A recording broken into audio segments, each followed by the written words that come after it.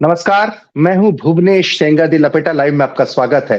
जैसा कि हम हमेशा इस बात का फख्र महसूस करने लगे हैं जब से इस प्लेटफॉर्म को लॉन्च किया है। मैंने देश के राष्ट्रीय स्तर के न्यूज चैनल राष्ट्रीय स्तर के नंबर 1 न्यूज चैनल में लगभग 17 साल काम किया। उसके बाद जब मध्य प्रदेश का रुख किया, हम एमपी तक में भी वो किया, और उसके बाद जब मध्य प्रदेश का रुख किया तो लगा कि मध्य प्रदेश में जन आंदोलन से ज्यादा सरकारी जो कर्मचारी हैं, इनके आंदोलन लोगों के जनजीवन को बहुत ज्यादा प्रभावित करते हैं। इसी सिलसिले में सिलसिला जुड़ता गया, चाहे ओपीएस को लेकर आंदोलन हो या फिर अतिथि शिक्षकों का मसला हो या फिर पदवृद्धि को लेकर शिक्षकों की जो चयनित शिक्षक है उनकी मांग हो।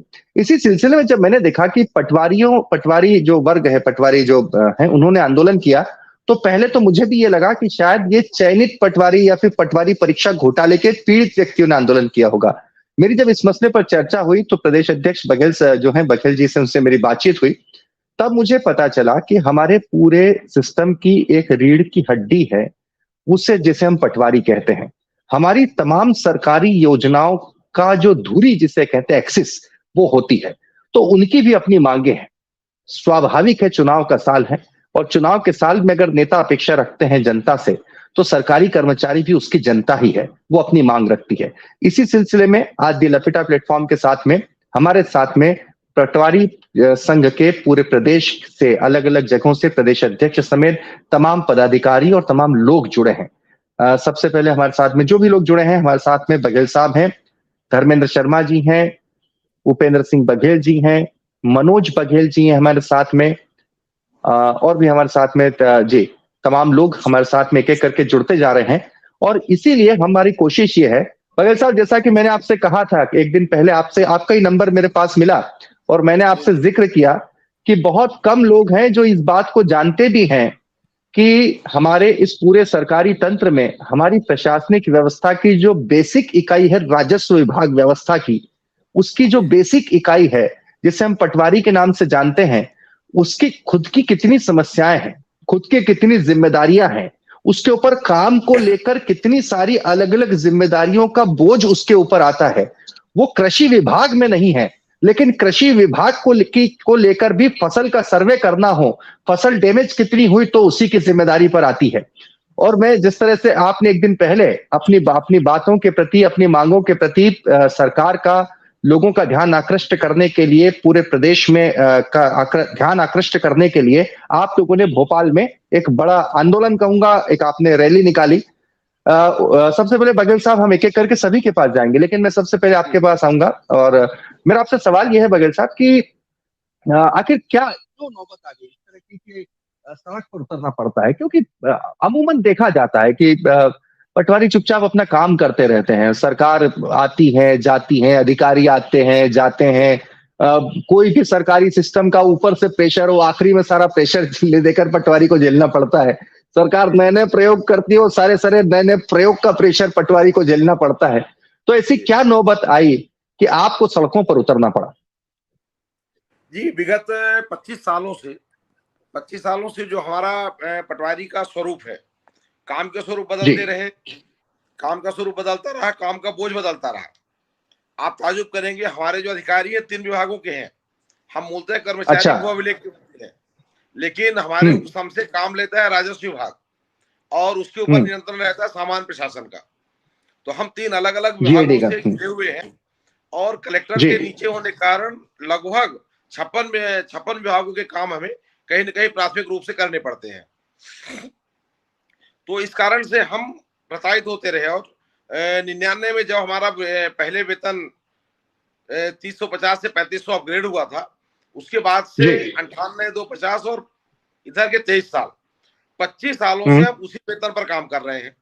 और जब 25 साल पहले हम काम कर रहे थे, उस समय हम ऑफलाइन काम करते थे, हमारे पास खसरा होता था, खसरा लेके हम गांव में जाते थे और काम करते थे। तब हमारी शैक्षणिक योग्यता 10+2 थी, ठीक है। इसके बाद धीरे धीरे समय बढ़ता गया, नए नए चीजें आती गई, हम अपग्रेड होते गए। तो सरकार ने तरीके तो अपग्रेड करते रहे, लेकिन उन्होंने पटवारी को अपग्रेड करने का कभी नहीं सोचा, पटवारी का वेतन अपग्रेड करने का कभी नहीं सोचा। तो वर्तमान समय में पिछले खासतौर से 10-15 साल से ये स्थिति हो गई कि हमारे काम बढ़ते गए। अब पीएम किसान, सीएम किसान, कृषि विभाग का काम है। जो काम किसी ने नहीं किया वो पटवारी पे लाद दिया। भूमि स्वामित्व का काम ठेके पर है, ये एसओआई का काम है, लेकिन काम पटवारी से लिया जा रहा है।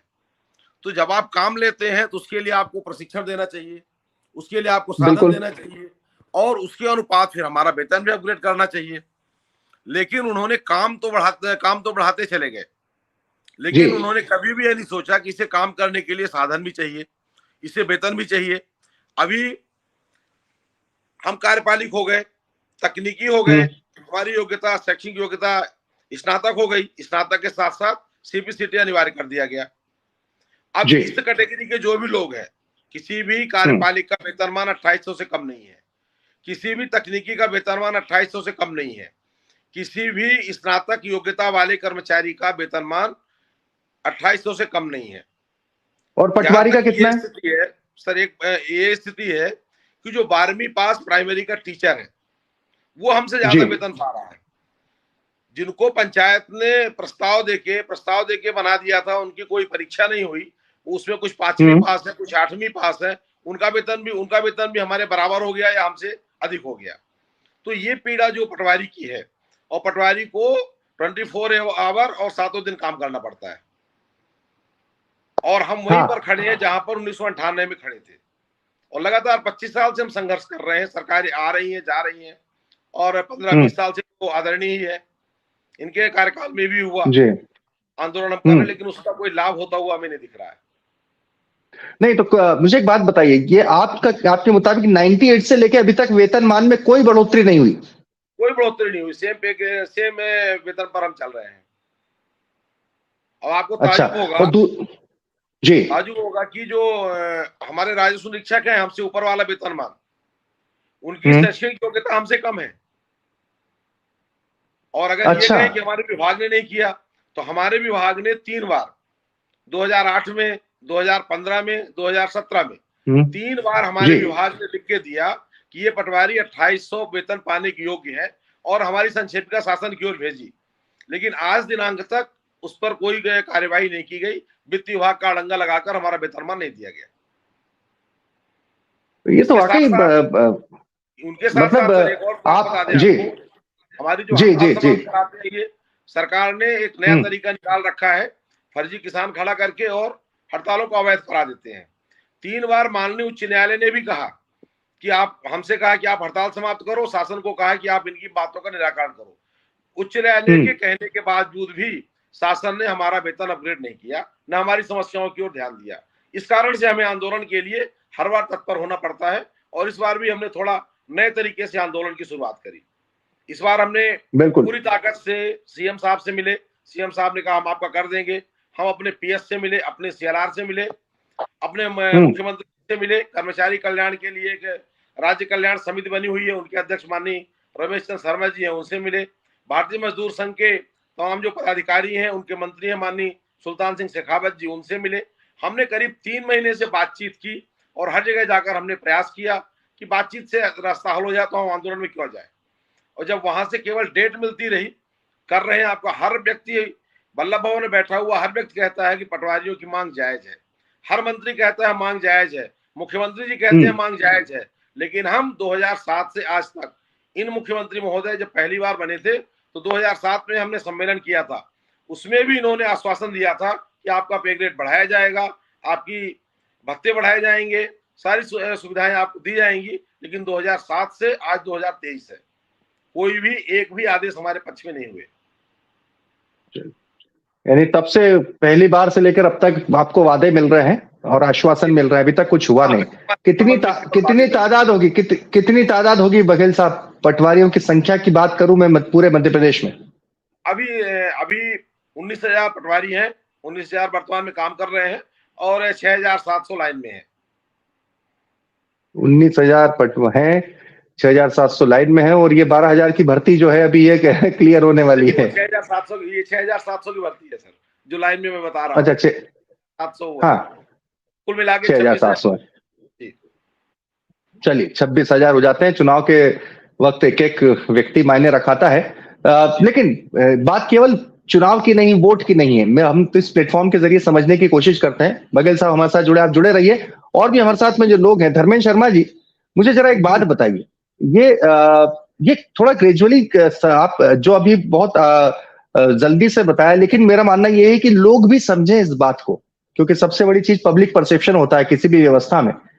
अभी तक लोगों को ये, चूंकि आज जब हम बात करते हैं तो अभी तक जैसे अखबारों में छपता है कि ठीक है, पटवारी अपनी मांगों को लेकर हड़ताल पर, पटवारियों ने अपनी मांगों को लेकर जुलूस निकाला, मांग है कि तनख्वाह बढ़ाओ। बड़ा इजी लगता है ये सब कहना सुनना, लेकिन जब इसकी गहराई में उतरते हैं, मसलन अभी पता चलता है कि 25 साल से वेतन बढ़ा नहीं। थोड़ा सिलसिलेवार तरीके से बताएंगे कि इन 25 सालों में काम का बोझ किस तरीके से, और ऊपर से टेक्निकल प्रोफिशिएंसी यानी तकनीकी दक्षता, वो कैसे कैसे पटवारी स्तर पर बढ़ती चली गई। निश्चित रूप से समय के मान से सारी चीजों में अपडेट हुआ है, सिवाय हमारे पटवारियों के वेतन मान के। पुराना काम जो हम लोग सिर्फ जो मैनुअल करते थे, आज के तारीख में अभी सीमांकन आ गया है। अभी सीमांकन के अधिकार भी हम लोगों को सौंप दिए गए हैं।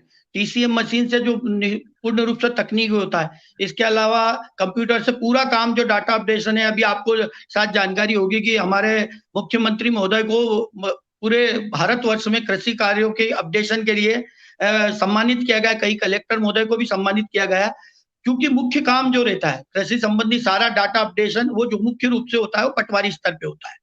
तो आज के रूप में पूरा जो पटवारी कार्य तकनीकी कंप्यूटराइज रूप से पटवारी द्वारा किया जाता है। सारे ऐप जो आजकल बहुत सारे ऐप के मार्फत हो चुका है। इसी प्रकार कृषि संगणना जो पहले मुख्य रूप से मैनुअल होती थी, वो भी आजकल तकनीकी ऑनलाइन माध्यम से की जाती है। पूरा सिस्टम अपडेट हो चुका है। सारी चीजें बहुत सारे, निश्चित रूप से समय के साथ साथ जिम्मेदारियां भी बढ़ी, कार्य भी बढ़े, लेकिन वेतनमान के नाम पे हम हमेशा ठगे से महसूस करें। पूर्ण रूप से देखिए, नई नई योजनाएं निकल रही है। प्रधानमंत्री योजना निकली, मुख्यमंत्री योजना निकली है। इनमें दोनों को सम्मान निधि का कार्य पूरा पटवारी द्वारा किया जाता है। पूरा सिस्टम ऑनलाइन से होता है। तमाम तकनीकी समस्याओं के कारण, कहने को तो डिजिटल इंडिया है, मगर उसके बाद भी आप समझते हैं कोई भी चीज जो नई तकनीक आती है उसमें बहुत सारी समस्या होती है। उससे भी दिन रात पटवारी भिड़ के इन कार्यों को अपने बिना किसी प्रशिक्षण, कई बार हम लोगों को प्रशिक्षण नहीं दिया जाता है, बिना प्रशिक्षण के बाद भी हम लोगों पे वो जिम्मेदारी सौंपती जाती, तो हम लोग आपसी सामंजस्य, अपनी समझ से उस कार्यों को संपादित करते हैं। निरंतर रूप से फसल संगणना है जो ऑनलाइन हो गई, पहले मैनुअल थी। बहुत सारी चीजें टोटली ऐसा कहते हैं कि पटवारी का चेहरा, चरित्र, चाल सभी बदलने की सरकार की कवायद रही है, और कार्यों में भी निश्चित रूप से परिवर्तन हुआ है। लेकिन उसके बनिस्पत हम लोगों का जो वेतनमान है उसमें हमेशा हम ठगे से महसूस करते हैं। किसी टाइम, हमारे टाइम जो ग्रामीण स्तर के जो थे पंचायत सचिव या 500 रुपए में जिन लोगों की पोस्टिंग थी, आज वो हमसे कहीं अधिक वेतनमान में। ग्रामीण संवर्ग में कहा जाता पटवारी रीढ़ है, लेकिन ये रीढ़ को वेतनमान के मामले में जब भी आता है, इनके साथ निश्चित रूप से जो भी जो होता है सौतेला व्यवहार किया जाता है। निश्चित रूप से आज जो 500 रुपए वाले सचिव जो लगे थे 2001 में, मुझे ध्यान है जहां तक, वो आज 2400 वेतनमान पे आ गए, और पटवारी आज भी 2100 वेतनमान पे। इसी प्रकार राजस्व विभाग में सभी के वेतनमान निर्धारित किए गए हैं। राजस्व निरीक्षक महोदय, तहसीलदार महोदय, एसडीएम महोदय, सभी के वेतन। लेकिन सिर्फ जो मुख्य कड़ी है, जिससे मुख्य रूप से कार्य लिया जाता है, जो बेस होता है, उसी के साथ कभी आज तक वेतनमान में कोई परिवर्तन नहीं किया गया है। इसी प्रकार अभी आपने कुछ समय पूर्व जानकारी ली होगी कि सभी के प्रमोशन हुए। निश्चित रूप से अगर प्रमोशन होता है तो अगला पद वो पाता है। हमारे साथ सिर्फ पटवारी संवर्ग को छोड़ के, अभी राजस्व निरीक्षकों के प्रभारी नायब तहसीलदार बनाए गए, नायब तहसीलदार को तहसीलदार बनाए गए, तहसीलदार को एसडीएम बनाए गए, मगर एक जो पटवारी होता है, शायद वो पटवारी के चूल्हे में जन्म लेता है और पटवारी में ही मर जाता है। उस लोगों का प्रमोशन आज तक इतिहास उठा के देख लीजिए, अभी नहीं दिया गया है। सभी कर्मचारियों को एक समय अवधि के बाद निश्चित पदोन्नति दी जाती है। कार्य बेशक हमारे दिन ब दिन परिवर्तित होते जा रहे हैं, चाहे कृषि संगणना हो या सिंचाई संगणना हो या कृषि विभाग के आंकड़े हो, फसल आपदा के आंकड़े हो, राहत कार्य हो, सभी कार्य पटवारी से दिन ब दिन किए जाते हैं, और सारा सिस्टम ऑनलाइन हो चुका है आजकल। इसके बाद सारा डाटा इकट्ठित करना, आज भी गांव में कोई भी छोटी सी जानकारी, सीएम हेल्पलाइन हो, तमाम जो दिन ब दिन शासन अपनी कार्य पद्धति बढ़ती जा रही है, ऑनलाइन सिस्टम बढ़ता जा रहा है, सब चीज मॉनिटरिंग हो रहा है। लेकिन हम लोगों के साथ ये निश्चित रूप से जो होता है, वेतनमान को लेके हम लोग बड़े आसान भी थे। आज मैं आपको बताना चाहूंगा कि 2000 में हम लोगों को 2100 वेतनमान दिया गया था, जो 97 में 3000 से, जैसा हमारे प्रदेश अध्यक्ष ने बताया, 3000 से हम लोग 3500 पे आए थे। तो 3500 के बाद अगला प्रमोशन जो पद के सापेक्ष हमारे वेतन विसंगति के भी है, जिसमें अगले पक्ष जो नियम है कि समयमान वेतनमान, अगर आपको उस पद के सापेक्ष में पदोन्नति ना दी जाती तो उस वेतनमान दिया जाता। लेकिन यहाँ भी हमारे साथ सोतेला व्यवहार किया जा रहा। हमारा जो वेतनमान है वो अगला प्रमुख, अगर हमें शासन पदोन्नति ना देता है तो हमें वो अगला सापेक्ष वेतनमान देना चाहिए, लेकिन हमें न राजस्व निरीक्षक का वेतनमान दिया जाता है ना नायब तहसीलदार का दिया जाता है, क्योंकि समयमान के साथ अगर हम शासन प्रमोशन नहीं देता है तो हमें वो वेतन देना चाहिए। अगर हम हमारा सेकंड प्रमोशन जो होता है 1900 वाले जो बाबू हमसे नीचे ग्रेड है उनको भी अगला वेतनमान मिलता है तो वो 2400 पे जाते हैं, और हम 2100 वाले भी 2400 पे जा रहे हैं, जबकि हमें राजस्व निरीक्षक के समकक्ष वेतनमान देना जाना चाहिए। अभी कार्य के संबंध में मैं आपको जानकारी देना चाहूंगा कि अभी हम लोगों को पटवारी को, आपने सुना होगा, राजस्व निरीक्षक के अधिकार भी दे दिए गए। सिटी में नगर सर्वेक्षक बना दिया, वो सीमांकन कार्य करेगा राजस्व निरीक्षक की जगह, और ग्रामीण इलाकों में भी अभी मध्य प्रदेश भू राजस्व में परिवर्तन करके हमको सीमांकन का अधिकार दे दिए गए, क्योंकि हमको जब उनके समान कार्य दिया जा रहा है, हम लोग उनके समान कार्य कर रहे हैं सभी, पटवारी के अलावा हम राजस्व निरीक्षक के पद के भी दायित्वों का निर्वहन कर रहे हैं, तो निश्चित रूप से हमें 2800 हमारे पद के अनुरूप और कार्य के अनुरूप हमारे वेतनमान दिया जाना चाहिए। कार्य तो निश्चित रूप से हमारे बढ़े जा रहे हैं। टीसीएम मशीन होता था पुराने टाइम में, हम लोग मैनुअल जरीब वगैरह से नपती करते थे, अब क्योंकि टीसीएम मशीन आ गई, इसके लिए भी सरकार ने बीच में भर्तियां करी थी, उसमें भी इंजीनियर तकनीकी योग्यता ली थी उन लोगों में। जब वो कार्य हम लोग कर रहे हैं, हम समान रूप से, क्योंकि हम एक समय अवधि के बाद अपने अगले वेतनमान के समक्ष भी जा रहे हैं, लेकिन वहां भी हमारे साथ दुर्भावनापूर्ण सोतेला व्यवहार किया जाता है। हमें आरआई के समकक्ष वेतनमान नहीं दिया जाता है, हमारी ग्रेड 2400 दी जाती है, जबकि हम लोग अगला वेतनमान हमें पद के सापेक्ष मिलना चाहिए। तो निश्चित रूप से कहीं ना कहीं शासन कार्य बढ़ा रहा है, पूरा आमूलचूल परिवर्तन हो चुका है। जो राजस्व विभाग का जो मूल होता था पहले, खसरा बीवन नक्शा जो पटवारी करता था, अब वो टोटल काम पटवारी ऑनलाइन कर रहा है, टोटल सिस्टम पे कर रहा है जो सारी चीजें। इसके अलावा जो नई योजनाएं जितनी भी आती है वो भी सारी सिस्टम, चाहे आप प्रधानमंत्री योजना ले लीजिए, चाहे आप किसान सम्मान निधि योजना ले लीजिए, अभी प्रधानमंत्री महोदय द्वारा प्रधानमंत्री आवास योजना, उसमें भी पूरा तकनीकी काम था, ग्रामों का नक्शा बनाना, उनका डाटा एप्लीकेशन करना, पूरा जो ड्रोन सर्वे हुआ वो सब पटवारी द्वारा किया गया। उसके अलावा मुख्यमंत्री आवास योजना अभी मुख्यमंत्री महोदय द्वारा, वो भी ग्रामीण इलाकों में पटवारी द्वारा किया गया। इसके अलावा कृषि संगणना चलती है हर 5 वर्ष में, जो जिसके आधार पे केंद्र सरकार के आंकड़े बनते हैं, वो भी पटवारियों द्वारा ऑनलाइन सिस्टम में किया जाता है। तो निश्चित रूप से हमारे कार्य का जो परिवर्तन था वो काफी तकनीकी हो चुका है, और हम ये चाहते हैं, चूंकि हम कार्य भी वही कर रहे हैं, पद के अनुरूप भी वही है, तो इसलिए हम निश्चित रूप से हम उस पद के या उस वेतनमान के योग्य हैं, कार्यों के आधार पे, योग्यता के आधार पे। बिल्कुल धर्मेंद्र जी, जय धर्मेंद्र जी, बिल्कुल स्वाभाविक सी बात है। और यहाँ पर इन सब के अलावा व्यक्ति का जब किसी भी फील्ड में काम करे, अगर प्रमोशन के चांसेस 0 हो जाते हैं तो वो उसके लिए एक बड़ा एक ऐसी होता है जो एक अमानवीय जिसे कह सकते हैं। बने रहे आप हमारे साथ, लोकेश जी हमारे साथ जुड़ चुके हैं। करना चाहूंगा कि हम लोग हर विभाग में, चाहे पुलिस विभाग ले लीजिए या संबंधित आप बाबू विभाग में ले लीजिए, तृतीय श्रेणी कर्मचारी, इनको एक निश्चित अवधि के बाद निश्चित रूप से एक पदोन्नत पद दिया जाता है। लेकिन आपको मैं बता दूं, हमारे पटवारी साथी बहुत से ऐसे भी हैं जो जिनकी पूरी सेवा काल हो गया, लेकिन उन्हें सीधी पदोन्नति नहीं मिली आज तक। तो निश्चित रूप से कहीं ना कहीं है कि वेतनमान में भी हमारे साथ सोतेला व्यवहार और पदोन्नति वगैरह में भी हमारे साथ इस प्रकार का जो व्यवहार होता है, तो निश्चित रूप से कहीं ना कहीं पटवारी अपने आप को ठगा सा महसूस करता है। बिल्कुल, आप बने रहे हमारे साथ। लोकेश जी हमारे साथ जुड़ चुके हैं, जो कि इंदौर से, जिला इंदौर से। लोकेश जी, आप आवाज आ रही है आपकी बहुत स्पष्ट। लोकेश जी, आप जरा बहुत आसान हो जाता है ये, जितनी सारी बातें निकलकर सामने आती हैं, आती नहीं है। अमूमन खबरें आ जाती है कहीं पर इक्का दुक्का, इतने 20 हजार पटवारियों के उसके तादाद में इक्का दुक्का 1-2 पटवारी कहीं रिश्वत लेते हुए, कभी लोकायुक्त की कार्रवाई हो जाती है, उस तरह की कार्रवाई हो जाती है, और फिर एक तरह की छवि प्रस्तुत हो जाती है। लेकिन ये समझ में, आज जब हम जिस बारे में बात कर रहे हैं खासतौर पर इस प्लेटफॉर्म पर, तो ये भी समझना जरूरी है कि इतने कम वेतनमान में, इतनी कम सुविधाओं के बावजूद, सरकार की जितनी भी योजनाओं के ख्वाब कहीं पर भी कोई बड़े अधिकारी बैठकर किसी ऐसी कमरे में, चाहे भोपाल या दिल्ली में, देखते होंगे, वो जमीन पर उतारता पटवारी है। जमीन पर उसके लिए आंकड़े इकट्ठा, सबसे बड़ी बात डाटा कलेक्शन होता है, उसी के बेसिस पर योजनाएं बनती हैं। हमारी फ्यूचर प्लानिंग सरकार की उसी बेसिस पर होती है। ऐसे में सुविधाओं की जहां तक सवाल है, क्या उतनी सुविधाएं मिल पाती हैं? दूसरा, आप इंदौर जैसी जगह में है, पटवारी को लेकर संकल्पना यही होती है लोगों को अमूमन की, वो तो कोई ग्रामीण क्षेत्रों का ही उन्हें देखना पड़ता है। इंदौर जैसा शहर है, वहां पर भी वही भूमिका होती है। तो वहां कितना जरूरी हो जाता है अव्वल तो वेतनमान का ज्यादा होना, सोच सुविधाओं का ज्यादा होना। और आपको क्या लगता है कि और क्या चीजें ऐसी हैं कि अगर सिस्टम को अपग्रेड करना है तो पटवारी को भी अपग्रेड करना होगा, हर लिहाज से, संसाधनों के लिहाज से, वेतनमान के लिहाज से?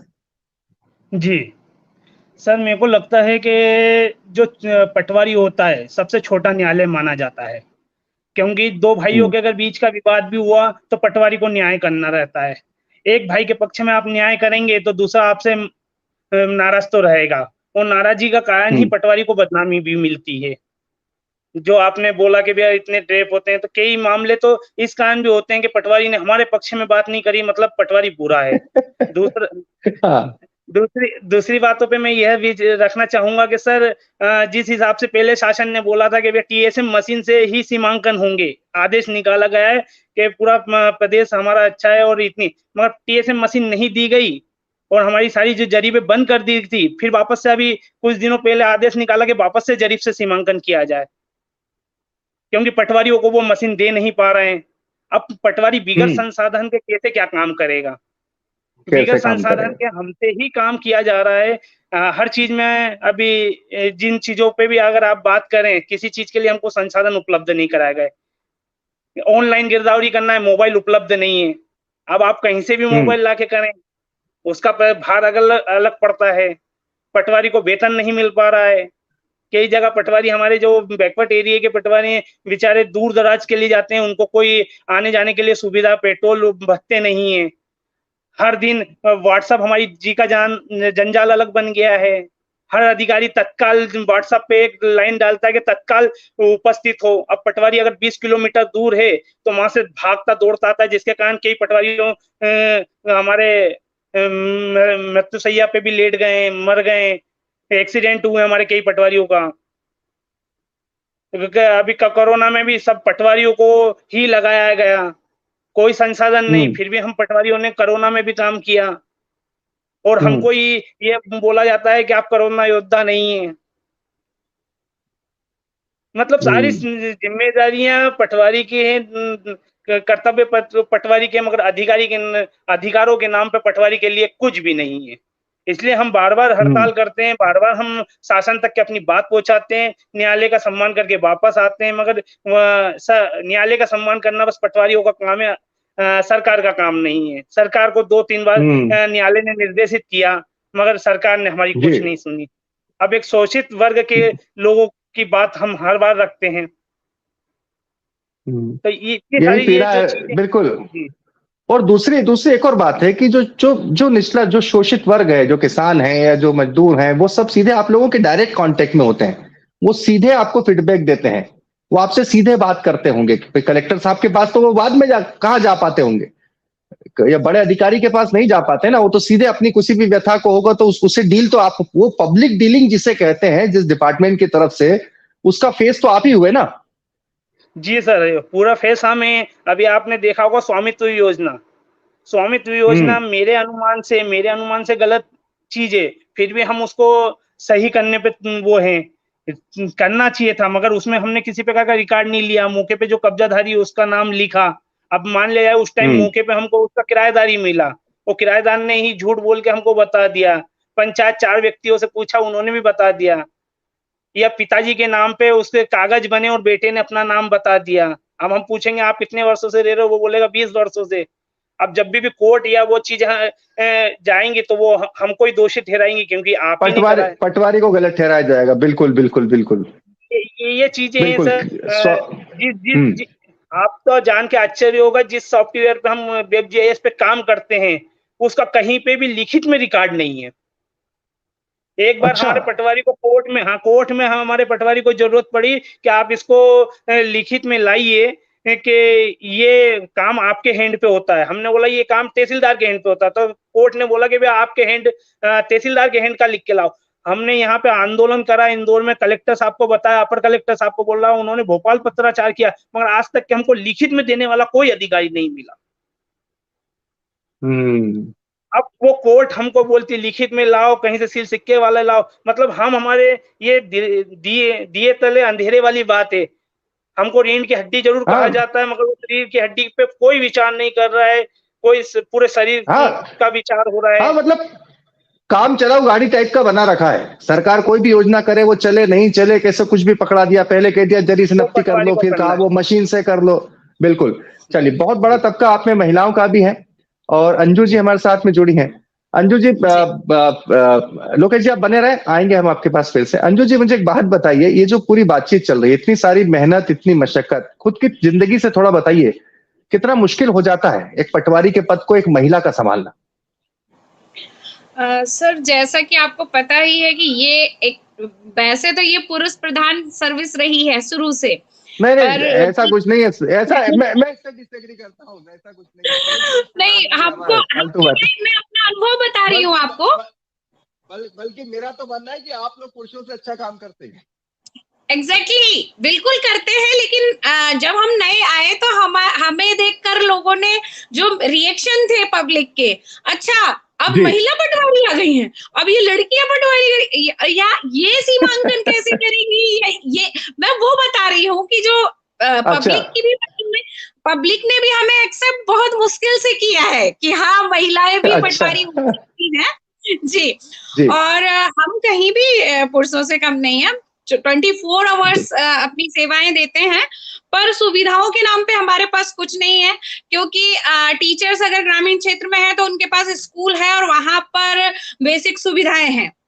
हाँ, अगर पंचायत सचिव महिलाएं हैं और उनके रोजगार सहायक महिलाएं हैं, आंगनवाड़ी कार्यकर्ता महिलाएं, तो उनके लिए बिल्डिंग बनाकर दी गई है, उनमें बेसिक सुविधाएं जो महिलाओं के लिए अनिवार्य है, शौचालय है, पानी की व्यवस्था है, बैठने की व्यवस्था, सब कुछ है। लेकिन हमारे बारे में कभी भी शासन ने ये सोचने की जरूरत ही नहीं समझी कि जो बहुत बेसिक चीज है, और हम 12 से 18 घंटे तक फील्ड पर रहते हैं, ना हमारे पास बैठने के लिए जगह है, ना कहीं हमारे पास स्वच्छ शौचालय, हम यहाँ वहां व्यवस्था करते हैं, वो एक अलग मैटर है। लेकिन क्या हमारे लिए इतनी बेसिक चीजें शासन को नहीं सोचनी चाहिए? एक बार भी किसी भी व्यक्ति ने, शासन के नुमाइंदों ने या मंत्री ने या मुख्यमंत्री ने, किसी ने ये नहीं सोचा कि महिला पटवारी कैसे मैनेज करती होंगी फील्ड में काम के साथ में, इन बेसिक सुविधाओं के अभाव में कैसे काम करती होंगी? वो हम कर रहे हैं, इसके हम तो कर रहे हैं अपने हिसाब से, लेकिन ये जवाबदारी शासन प्रशासन की है कि हमारे बारे में ये सोचा जाए। दूसरी चीज ये है, बिल्कुल दूसरी चीज ये है कि हम लोगों से 24 घंटे काम लिया जाता है। इस बेस पे हमें कोई छोड़ा नहीं जाता है कि महिलाएं हैं तो रात में ना बुलाएं या सुबह ना बुलाएं, या इनके कोई टाइमिंग कुछ समय निर्धारित हो, या इनके साथ हेल्प के लिए कोई हो, ऐसा नहीं है। जैसे अन्य लोग काम कर रहे हैं वैसे हम भी कर रहे हैं, हमें भी 24 घंटे बुलाया जाता है एक्सक्यूज, लेकिन हमें सुविधाओं के नाम पर कोई भी सुविधाएं जो हमें मिलनी चाहिए वो नहीं मिल रही हैं। वेतन हमारे क्वालिफिकेशन के मुकाबले काफी कम है। दूसरा, जितनी भी शासन की योजनाएं आ रही हैं, शासन मंच से कहता है हमने ये योजना लॉन्च कर दी, अब ये डिजिटल हो गया, अब ये चोरी नहीं होगी, अब वो चोरी नहीं होगी, इसको यहाँ नहीं घूमना पड़ेगा, उसको आप मुझे बताइए, जिस दिन से डिजिटाइजेशन हुआ है, आप जनता के बीच में जाइए और जनता से पूछिए, मेरे ख्याल से जनता तब से ज्यादा परेशान है। क्यों? सर्वर नहीं चल रहा है। आपने सिस्टम तो ऑनलाइन कर दिया, लेकिन सर्वर नहीं चल रहा है, तो उनको 4-4 दिनों तक पर डे 50-100 रुपए किराया लगाकर जिला मुख्यालय आना है और जाना है। क्या उन पर आर्थिक भार नहीं पड़ रहा पब्लिक का? ये किसने ध्यान दिया? तो हमने कई बार संसाधन और ऑफिस मांगे हैं कि भाई वो यहाँ क्यों आए, हम ही दे देंगे वहां। हम भी तो वहां पर ये सुविधाएं, जब पहले पटवारी मैनुअल उपलब्ध कराता था, तो अब ऑनलाइन भी पटवारी उपलब्ध करा सकता है।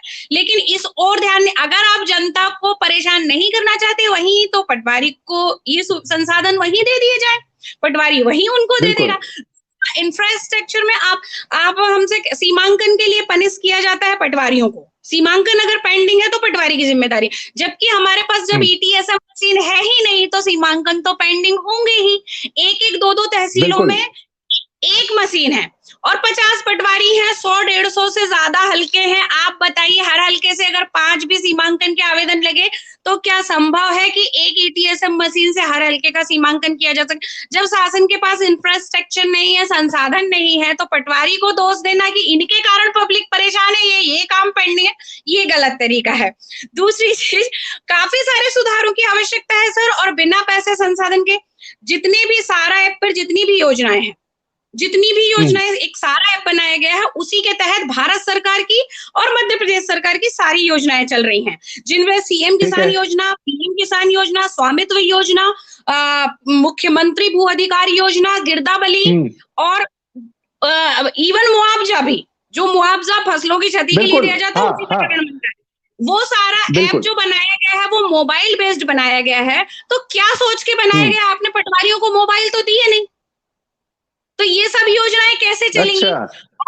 हाँ जी। अब अगर पटवारी अपने पैसे से मोबाइल खरीद रहा है तो आप पटवारी को किस चीज के लिए प्रेरित कर रहे हैं? तनख्वाह से लगाएगा, अपना परिवार काहे में पालेगा? अगर मोबाइल खरीदता है पटवारी तो अपने परिवार का पेट काट रहा है, तो ये शोषण नहीं है? मतलब फिजिकल शोषण के अलावा, मेंटल शोषण के अलावा हमारा आर्थिक शोषण भी शासन की तरफ से हो रहा है। और इसी ओर भी हम कंटिन्यू ध्यान आकर्षित कर रहे हैं शासन प्रशासन का कि हमें उच्च गुणवत्ता के संसाधन दिए जाए। हमसे अगर आप तकनीकी काम करा रहे हैं तो तकनीकी वेतन दिया जाए। अगर आप चाहते हैं कि जनता को वही सुविधाएं मिले तो हमें इंफ्रास्ट्रक्चर वेल फर्निश्ड एक संसाधनों के साथ एक ऑफिस दिया जाए। उसके बाद भी पटवारी बिना संसाधन के अपने पैसे से शासन की सभी योजनाओं को अच्छे से संचालित कर रहा है। इस बात का सबसे बड़ा प्रमाण है कि हम अपने खर्चे से सारी स्वामित्व योजना में 7,500 रुपए पटवारी को काम करने के मिलने थे, 5,000 रुपए चूना डालने के मिलने थे, कुल 12,500 रुपए पर गांव के हिसाब से। अगर एक पंचायत में 3 गांव है तो अलग अलग मिलना था, जो कि पंचायत को पे करना था।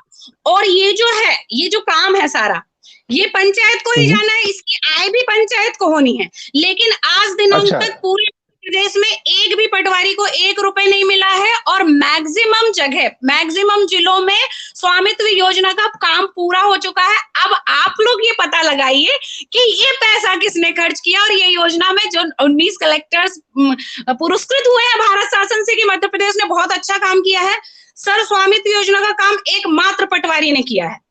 अवार्ड सब ले रहे हैं, नाम सबको मिल रहे हैं। तो क्या पटवारी को संसाधन और पैसे भी नहीं दिए जाने चाहिए? तनख्वाह भी नहीं बढ़ा के दी जानी चाहिए? कहीं तो नाम लिया जाना चाहिए गलती से जो व्यक्ति। तो अंजू जी, ये सरकार ने वादा किया था, जो आपने बोला कि प्रति गांव 12,000 रुपए पटवारी को जो स्वामित्व योजना पूरी करेगा, ये किसका वादा था? किसने घोषणा की थी?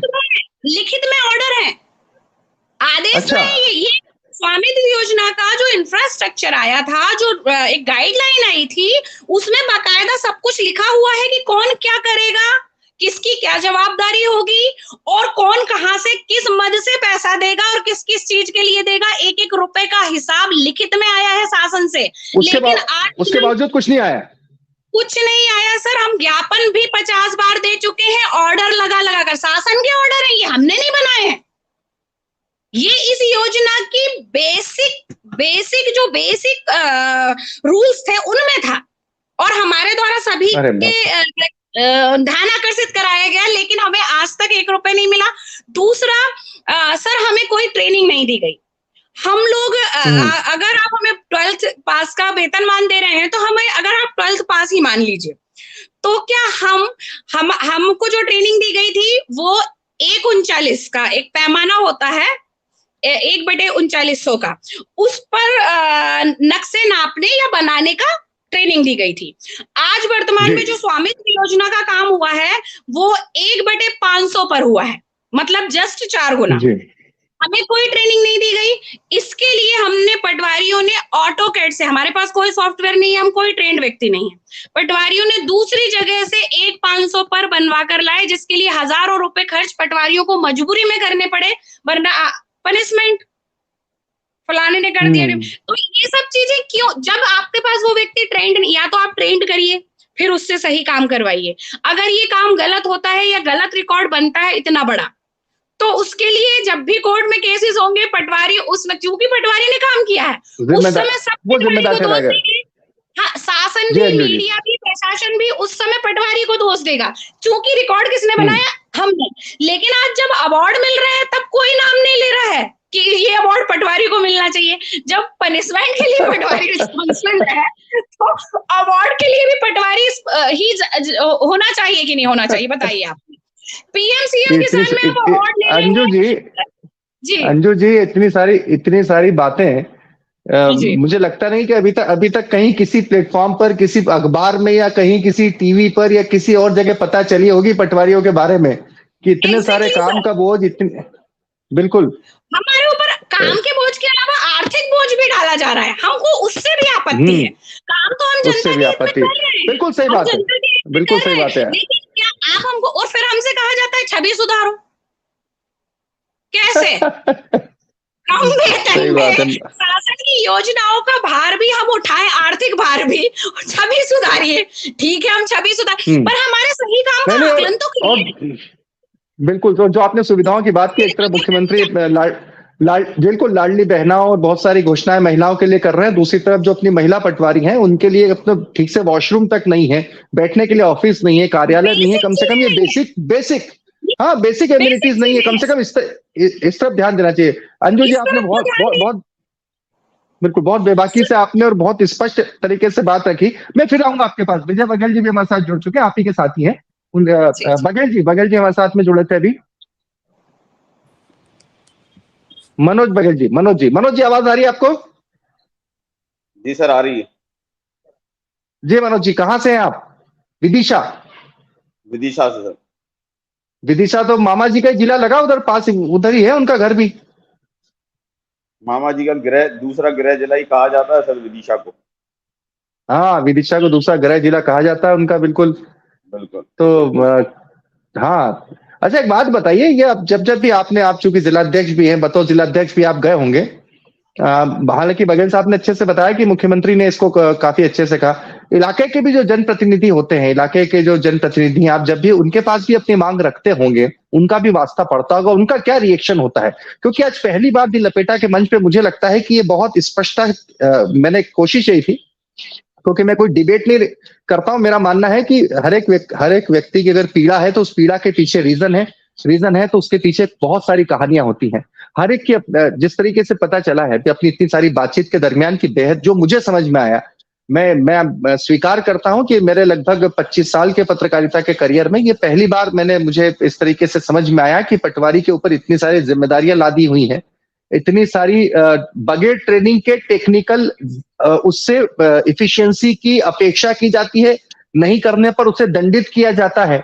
वो जिस मूल विभाग में, उस विभाग को छोड़कर पूरी दुनिया जहान के सारे विभाग, सारी योजनाओं का बोझ उसके ऊपर है, और सुविधा, संसाधन और वेतन के नाम पर ऊंट के मुंह में जीरा भी नहीं। अब ये सब बातें भी आप जब कभी रखते होंगे जनप्रतिनिधियों के सामने, तो उनका रुख क्या रहता है? सर, हमने इस संबंध में कई प्रतिनिधियों से हुई है। इस संबंध में मेरी आवाज आ रही है सर? आप बिल्कुल आ रही है। इस संबंध में जी बोलिए। नहीं, लगता है कुछ तकनीकी, वो एक बार फिर से कोशिश करेंगे, अगर जुड़े तो फिर से एक बार बघेल साहब का रुख करेंगे। बघेल साहब, हमने सभी से, आपने बहुत विस्तार से एक एक बात सुनी, और मैं खुद स्वीकार करता हूं कि ये बहुत सारी बातें ऐसी होती हैं जो वाकई पब्लिक डोमेन में नहीं होती है, लोगों को पता नहीं होती हैं। और इन सब के बाद आप मुझे जरा आंदोलन की थोड़ी रूपरेखा बताइए। चुनाव का साल है, ये बिल्कुल अच्छी बात नहीं डेमोक्रेसी में ये कहना कि चुनाव के साल में आंदोलन हो और उसकी सुनवाई हो, क्योंकि ये विषय कोई आंदोलन और सुनवाई का नहीं है, ये तो सुविधाओं का विषय है जो सतत मिलनी चाहिए, क्योंकि जनता और उससे जुड़े काम, प्रशासनिक मशीनरी के काम सतत चलते हैं, तो सुविधाएं भी सतत होनी चाहिए। मनोज जी एक बार जुड़ चुके हैं, मनोज जी कुछ कहना चाह रहे हैं, उनकी बात हो जाए। मनोज जी कंटिन्यू कीजिए प्लीज।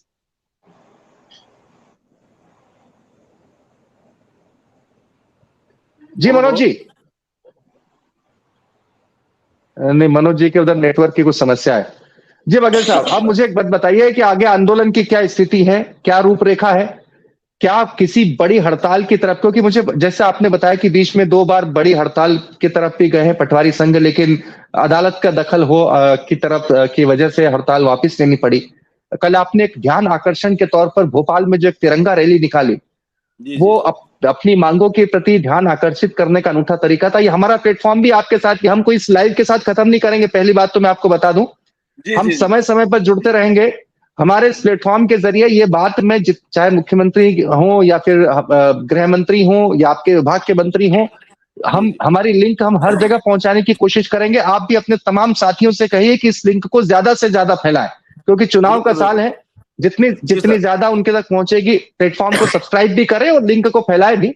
और जब भी हमें लगेगा कि अपने को आपके संघ को इसको मांग उठानी है, तो ये प्लेटफॉर्म आपके लिए हमेशा रेडी है। हम सरकार से विज्ञापन वगैरह नहीं लेते हैं, इस वजह से हमारा ऐसा कोई वेस्टेड इंटरेस्ट नहीं होता है, बेबाकी से अपनी बात रखते हैं। तो अब मुझे बताइए कि आंदोलन की अगली रूपरेखा क्या है? आंदोलन की अगली रूपरेखा, सबसे पहले हमने इसमें शुरुआत में 2 बार हम लोगों ने 3-3 दिन के अवकाश लिए, 3 दिन का अवकाश लिया और 5 दिन का शटडाउन किया।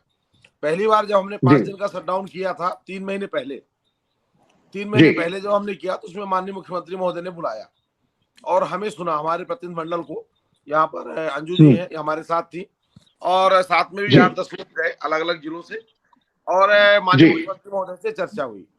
उन्होंने हमारी बातों को सुना, हमसे ज्ञापन लिया और उन्होंने कहा कि आपकी समस्याओं का निराकरण हम करेंगे। जी, हम भी आश्वस्त हो गए। हमने कहा चलो ठीक है, आंदोलन से अच्छा अगर बातचीत से काम बन जाए तो फिर आंदोलन क्यों करें।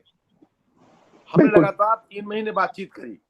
सीएम साहब के बाद हम माननीय प्रमुख सचिव महोदय से हमने बात की, अपने मंत्री से बात की, हमने अपने केलार महोदय से बात की, और जो कर्मचारी कल्याण के लिए कर्मचारी आयोग बनाया उनके पास भी गए, वहां भी अपना प्रेजेंटेशन दिया। हमने वित्त विभाग में भी अपना प्रेजेंटेशन दिया, और कोई दरवाजा नहीं बचा बल्लभ भवन में जहां हम नहीं गए हों। इवन भारतीय मजदूर संघ को कुछ जिम्मेदारियां मिली थी पंचायतें कराने की, तो भारतीय मजदूर संघ के जो कैबिनेट मंत्री का दर्जा प्राप्त है माननीय सुल्तान सिंह शेखावत जी, उनके पास भी गए। सुल्तान सिंह शेखावत जी ने हमारी मदद भी करी, सुना भी हमें, हमारी बात सीएम साहब तक पहुंचाई भी, लेकिन रिजल्ट नहीं मिला। हमारे साथियों के हमें रिजल्ट चाहिए। रिजल्ट के लिए हम पिछले 25 साल से भटक रहे हैं, और इसके बाद हमारे पास कलमबंद हड़ताल पे जाने के अलावा इसके बाद हमने ऑनलाइन काम बंद किए। जो सारा ऐप की बात कर रहे हैं, सारा ऐप हमने 1 महीने से बंद कर रखा है, 1 महीने से सारा ऐप बंद कर रखा है, लेकिन शासन को कोई मतलब नहीं है। शासन यदि किसान का हित ऐसी है, तो अगर सारा ऐप पटवारियों ने 1 महीने से बंद कर रखा था, तो क्यों नहीं पूछा हमें। 1 महीने से हमने सांकेतिक रूप से सारा ऐप बंद किया। सारा ऐप बंद करने के बाद हमने अभी ऑनलाइन सारे काम बंद किए। फिर अभी 5 दिन पहले हमने इस हड़ताल में, सामूहिक हड़ताल में जाने के पहले हमने व्हाट्सएप से लॉग आउट, बाहर हुए सारे लोग, ऑनलाइन काम सारे बंद। हम चरण दर चरण जा रहे हैं। ये सब काम हमने 3 महीने पहले शुरू किया, 3 महीने से वो नहीं सुनता। फिर अब हमारे पास अंतिम उपाय बचता है। फिर आप सबका ध्यान आकर्षित करने के लिए हमने तिरंगा यात्रा निकाली, और शांतिपूर्ण तरीके से हम किया, वो भी वहां भी हमें सीएम से नहीं मिलने दिया गया। अब हमारे पास कलमबंद हड़ताल अर्थात सब कुछ शटडाउन करने के अलावा हमारे पास कोई रास्ता बचा नहीं। इसलिए हम किसानों से माफी मांगते हुए और पब्लिक से भी माफी मांगते हुए हमें अंत में कलमबंद हड़ताल पे जाना पड़ेगा, और वहां हम कल से जा रहे हैं। और कल से कलमबंद हड़ताल, यानी कल से पूरे प्रदेश के पटवारी कलमबंद हड़ताल पे जा रहे हैं। जी हाँ, ये ज्ञापन हम पहले दे चुके हैं, आज से 1 महीने पहले से ज्ञापन दे चुके हैं। 18 तारीख को फिर ज्ञापन दिया, उसके पहले 11 तारीख को ज्ञापन दिया था, और कम से कम हम 2 महीने से छोटे छोटे काम बंद कर रहे हैं, लेकिन शासन को नहीं। तो कल जी बघेल साहब, कल आप जब मुख्यमंत्री से या उनके किसी अधिकारी से भोपाल में आप जब कर रहे थे प्रदर्शन, आपका कहना था कि आपके डिपार्टमेंट के पीएस से मिले, तो आपने ये बात बताई होगी उनको कि 28 से अगर हमारी बात नहीं सुनी गई तो कलमबंद हड़ताल करेंगे हम। लिखित में दिया है, पावती हमारे पास, बताया भी है। सबका यही कहना है कि हड़ताल में नहीं जाओ, काम हम पूरे करें। काम कब पूरे करेंगे कोई नहीं बताता। हमने तो कहा कि हमें पंचायत की बात आपने करी, पंचायत करके करेंगे, तो हमने कहा पंचायत की डेट बता दो आप हमें, कब करोगे, 5 दिन में करोगे। बोले सीएम को टाइम नहीं है। हमने कहा ठीक है, सीएम साहब के पास टाइम नहीं है तो 10 दिन बाद टाइम हो, 10वें दिन का भी डेट बता दो। लेकिन न कोई डेट बताने को तैयार है, न ये बताने को तैयार है कि हमारी समस्याएं कब हल होंगी। तो हमारे पास अब अंतिम उपाय है, कलमबंद हड़ताल जाने के अलावा कोई उपाय नहीं है। कुछ समस्याएं छूट गई थी, उनका भी ध्यान आकर्षित करना चाहता हूँ, इसलिए कि आप जब शासन के पास जाएं तो उन चीजों को भी जरूर पूछें। बिल्कुल, उन चीजों को भी जरूर पूछें, इसलिए हमने कहा कि आपसे जरूर उन चीजों की भी बात कर लें। बिल्कुल बघेल साहब, एक मिनट, आपका कैमरा ऑफ हो गया है शायद। जब तक मनोज आवाज आ रही है आपको? मनोज जी, हाँ आ रही है सर, आ रही है जी। मनोज जी कंटिन्यू कीजिए, आप नेटवर्क कुछ प्रॉब्लम थी तब बात नहीं हो पाई थी। जी सर जैसा हमने बताया कि विदिशा जो है सीएम साहब का दूसरा गृह जिला कहा जाता है, और यहाँ पर लगभग जितने भी यहाँ के राजनीतिक लोग हैं, यहाँ पे जितने भी नेतागण हैं, लगभग हम सबसे मिले हैं, सबसे हमने अपनी समस्याओं के बारे में बताया है। और हमने बताया है कि वर्ष 1998 से 1998 से जो हमारी मांग लंबित चली आ रही है, उस मांग के कोई हम मतलब हमें आश्वासन दिया गया है, हम ऐसे मांग पे नहीं गए। हमें 2007 में सनावद में खुद सीएम साहब ने यह आश्वासन दिया था कि आपका ग्रेड पे बढ़ाया जाएगा, और हमें जो उन्होंने आश्वासन दिया हम वही तो मांग रहे हैं सर, कि भाई जो आपने आश्वासन दिया था उसे पूरा कर दीजिए। शासन के जो भी कार्य, जो भी समय समय पर कार्य हमें सौंपे जा रहे हैं, चाहे किसी भी विभाग का काम हो, हम लोग सहज करते हैं। जो भी काम होता है, जब भी बोला जाता है पटवारी सारे काम करते हैं, कभी कोई वो उनको शिकायत नहीं रहती। लेकिन आपने ही हमसे बोल दिया कि आपका ग्रेड पे बढ़ाया जाएगा, तो हम वही याद दिलाना चाह रहे हैं कि आपने बोला है ग्रेड पे बढ़ाया जाएगा, तो वो कब बढ़ाया जाएगा, उसको बढ़ा दीजिए। काम हम जो कर काम बोलेगी वो हम करेंगे, वो करते आए हैं। तो यही हमारी समस्या है। और इसीलिए बिल्कुल जी, और इसीलिए जो कल से आप हड़ताल की, पूरे प्रदेशव्यापी हड़ताल की घोषणा की है। बघेल साहब अगर हमारे साथ में फिर से जुड़ चुके हो तो मैं अपनी टीम से कहूंगा कि एक बार जोड़ लीजिए उन्हें। जी सर। जी बघेल साहब, हाँ आप कुछ कहना चाह रहे थे? जी सर, मैं ये कहना चाह रहा था, एक सबसे बड़ा काम पटवारी करते हैं प्रोटोकॉल का। शासन से पूछा जाना चाहिए, प्रोटोकॉल हमें दिया जाता है, देखिए प्रोटोकॉल पटवारी कैसे करता है। प्रोटोकॉल के लिए प्रोटोकॉल जिले में अधिकारी होते हैं, तो वो पटवारी को प्रोटोकॉल के लिए क्या करते हैं, कृषि संगणना अभी हमारे पास पिछली जो 5 साल पहले कृषि संगणना हुई थी उसके पैसे हमें नहीं मिले हैं। कृषि सिंचाई संगणना के पैसे नहीं मिले हैं। लैपटॉप हमारे पास नहीं है, लैपटॉप कुछ लोगों को दिए गए। 70,000 का लैपटॉप हम 50,000 में खरीदते हैं, और इसके बाद हमको 50,000 पेमेंट होता है, और वो लैपटॉप हम सीआर महोदय के नाम से खरीदते हैं। मोबाइल हमें किसी को मिले नहीं है, और मोबाइल जो हमारे ऐप है, ये ऐप सारे बड़े ऐप हैं, कोई भी मोबाइल 2 साल 3 साल से ऊपर नहीं चलता। तो हर तीसरे साल 20,000 का मोबाइल हम कहाँ से लेते हैं? ये इन चीजों के सवाल आपके माध्यम से अगर पूछे जाएंगे तो जरूर होगा, इसलिए कि बघेल साहब असल में जी बिल्कुल ये सवाल हम इसलिए भी उठाते हैं, निवेदन करना चाह रहा हूँ जी। बिल्कुल बिल्कुल। और दूसरा एक मैं आपसे बात कहना चाह रहा हूं कि ये सारे सवाल, ये सारी मांगे या सारी परेशानियां केवल 26,000, 25,000 या 20,000 पटवारियों तक सीमित नहीं है।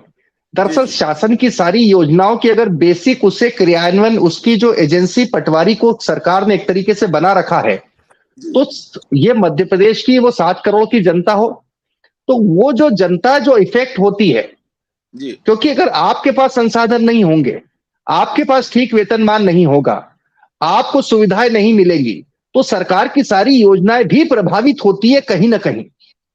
तो ये केवल आपकी समस्या नहीं है, ये समस्या जनता की है।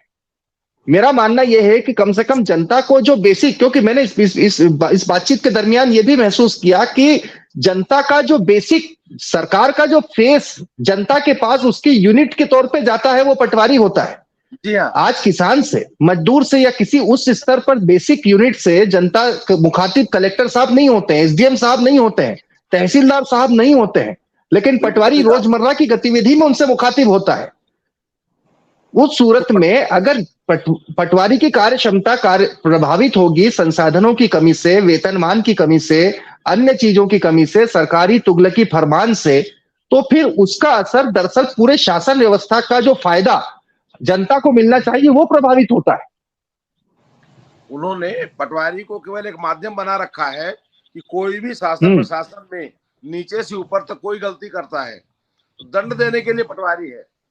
आपको पंचिंग बैग है, टांग दो।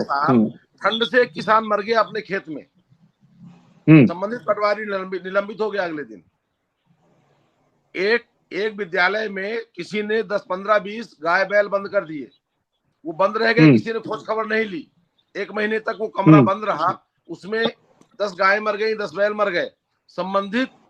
संबंधित विभाग का पटवारी जो 5 साल पहले पदस्थ था, वो था भी नहीं उस समय, 5 साल पहले पदस्थ था, तो उसको निलंबित कर दिया गया। अभी एक बोरवेल में बच्चा गिर गया, पटवारी निलंबित। अब आप बताइए, इन कामों से पटवारी का कोई संबंध है क्या? निलंबन के लिए पटवारी जिम्मेदार, देने के लिए पटवारी है। कर्तव्य पटवारी के लिए बताया जाता है कि आप हमारी इकाई हो, आप विलेज के कलेक्टर हो, हमें बताया जाता है। जब हमसे काम लेना होता है। जब हमें देना होता है तो कहते हैं आप तो यार पंचायत लेवल के कर्मचारी हो। हम 56 विभाग का काम करते हैं। जब वेतन देना होता है तब हमको बोलेंगे पंचायत स्तर के कर्मचारी हो। जब काम लेना होता है तो आप कलेक्टर की इकाई हो, आप कलेक्टर के हो। तो हमसे पीठ ठोक के जो काम लिया जाता है, हमें बजरंगबली माना जाता है, तो उसके अनुरूप वेतन भी तो दें। ऐसा कोई विभाग नहीं है जिस विभाग में हम प्रतिवेदन नहीं देते हों।